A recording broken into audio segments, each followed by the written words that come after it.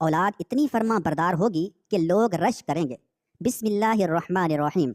ला इलाहा इल्लल्लाहुल हलीमुल करीम। सुब्हानल्लाहि रब्बिल अर्शिल अज़ीम। अल्हम्दुलिल्लाहि रब्बिल आलमीन।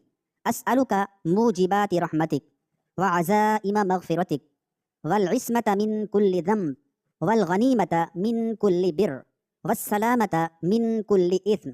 ला तदअली ज़ंबन इल्ला गफ़रतहु वला हम्मन इल्ला फ़र्रजतहु वला हाजतन हिय लक रिज़न इल्ला क़ज़ैतहा या अरहमर राहिमीन।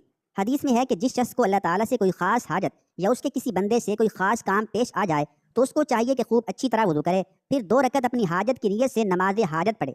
इसके बाद अल्लाह ताला की हम्दो सना करे और रसूलुल्लाह सल्लल्लाहु अलैहि वसल्लम पर सलातो सलाम भेजे यानी दुरूद शरीफ पढ़े। इसके बाद मज़कूरा बाला दुआ करे। किसी भी मकसद के लिए औलाद की फर्मा बरदारी का मसला हो या कर्ज का मसला हो या जॉब न लगती हो, ये अमल किया जा सकता है।